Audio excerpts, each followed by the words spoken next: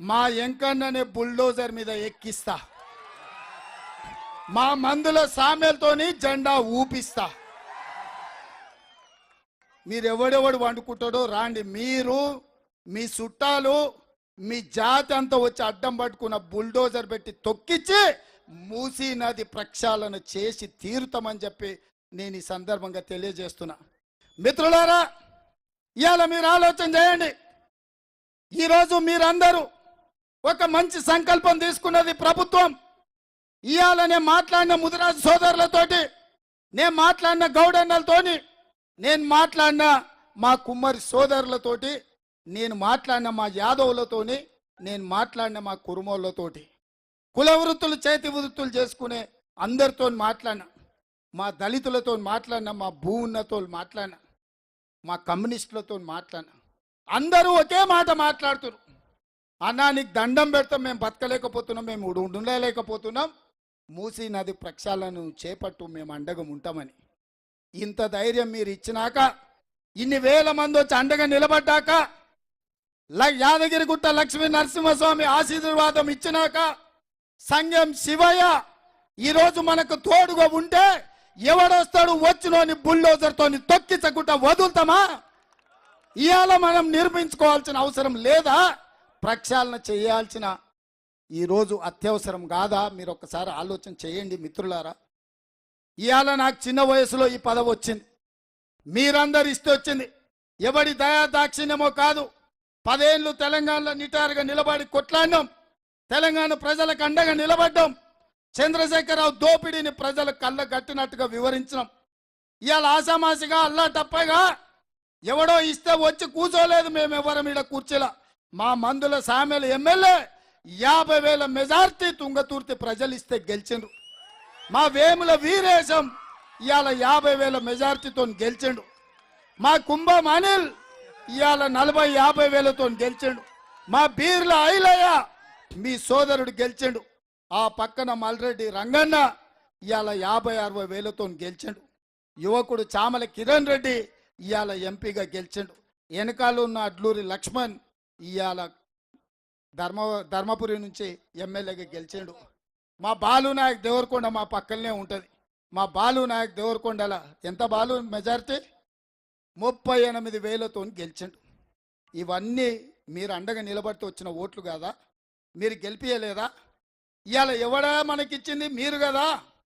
మరి మీరు అధికారం ఇచ్చినప్పుడు, మీరు బాధ్యత ఇచ్చినప్పుడు, మీరు కుర్చీలో కూర్చోబెట్టినప్పుడు, మీ కష్టం వచ్చినప్పుడు, మీకు నష్టం అయినప్పుడు మీ కుటుంబాలను ఆదుకోవాల్సిన బాధ్యత, ఈ ప్రాంతాన్ని అభివృద్ధి చేయాల్సిన బాధ్యత ఈ ప్రభుత్వం మీద లేదా? ఆడ మా ఆడబిడ్డలు వాళ్ళు ఆశీర్వదించబట్టే కదా ఇవాళ మేము అధికారంలో ఉన్నాం. ఇవాళ మా ఆడబిడ్డల కడుపులో పుట్టబోయే బిడ్డ పుట్టుడే కష్టంగా ఉన్నది. పుట్టబోయే బిడ్డ కాలు వంకర నడుము వంకర ఉంటే ఆ తల్లి దుఃఖం ఆ దుర్మార్గులకు తెలుసా అని నేను అడుగుతున్నా. మీ ఇంట్లో ఎవరికైనా మీ బిడ్డకు కాలు వంకరనో కన్నొంకర పోతేనో తెలుస్తుంది. నీ బిడ్డ 3 నెలలు జైలుకు పోతేనే నీకు ఎక్కడలేని దుఃఖం వచ్చింది చంద్రశేఖరరావు. మా పుట్టే బిడ్డలు శాశ్వతంగా జైల్లో ఉన్నట్టే కాలు వంకర కన్నొంకర నడుము వంకర ఉంటే కూలీ పనులు చేసుకోవడానికి పోతే బిడ్డను కాలు తాడు కట్టి మంచానికి కట్టి మా తల్లులు బిడ్డను జైల్లో పెట్టిపోయినట్టు పోతుంటే వాళ్ళ దుఃఖం నీకు పట్టదా చంద్రశేఖరరావు అని నేను అడుగుతున్నా. ఇవాళ ఈ మూసీకి నువ్వు అడ్డం పడితే ఆ పాపం ఉసురు కొట్టుకొని మూసీలో మురికిలో సస్తావు, కుక్క సాగు చేస్తావు, సస్తే దిక్కులేని సాగు చేస్తావు చంద్రశేఖరరావు నువ్వు. ఇవాళ మా ప్రజల్ని మభ్యపెట్టాలని చూస్తున్నావా? మోసం చెయ్యాలని కంకణం కట్టుకున్నావా? నల్గొండలో 3 అడుగులోని తప్ప మొత్తం తూడ్చిపెట్టారు, అది కూడా జర్రలా తప్పిపోయింది. నల్గొండ ప్రజలు నీకు ఓట్లు వేయలేదని ఇవాళ వీళ్ళ మీద కక్ష కట్టినావని నేను అడుగుతున్నా. మళ్ళసారి మొక్క కూడా మొలవదు.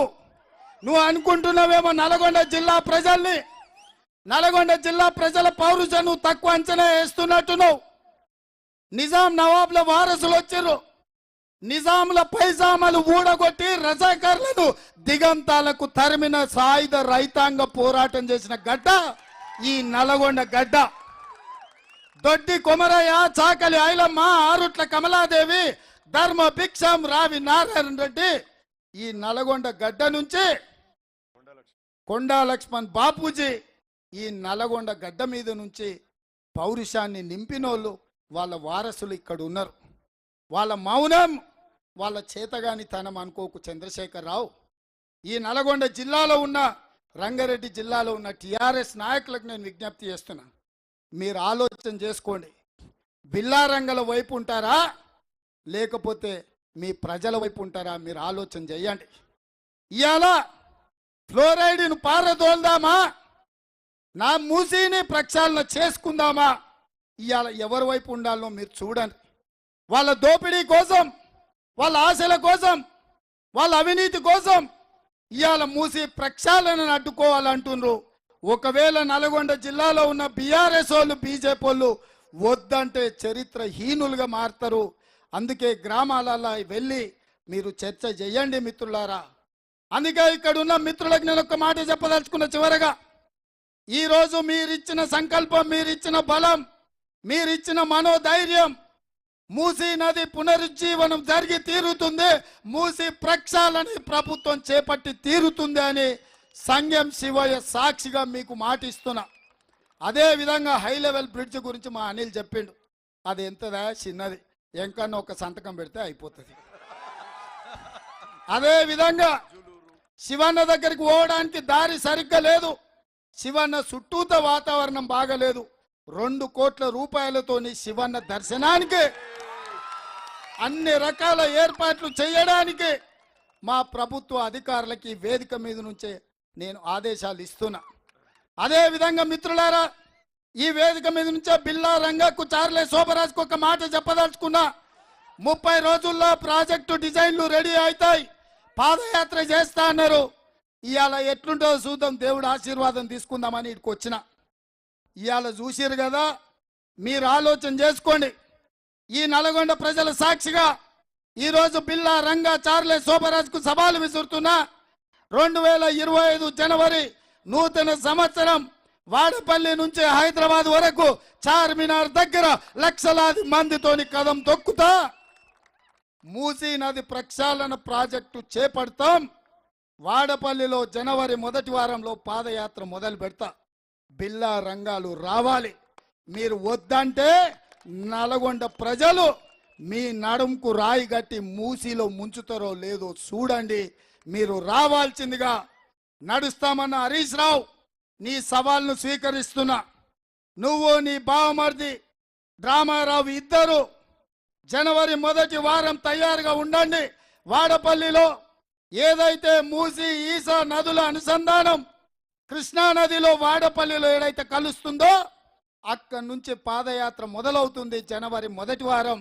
ఇది ట్రైలర్ మాత్రమే, అసలు సినిమా జనవరిలో ఉన్నది. ఇవాళ అదే కాదు, గోదావరిని తీసుకెళ్లి మూసీలో కలుపుతా. మూసీ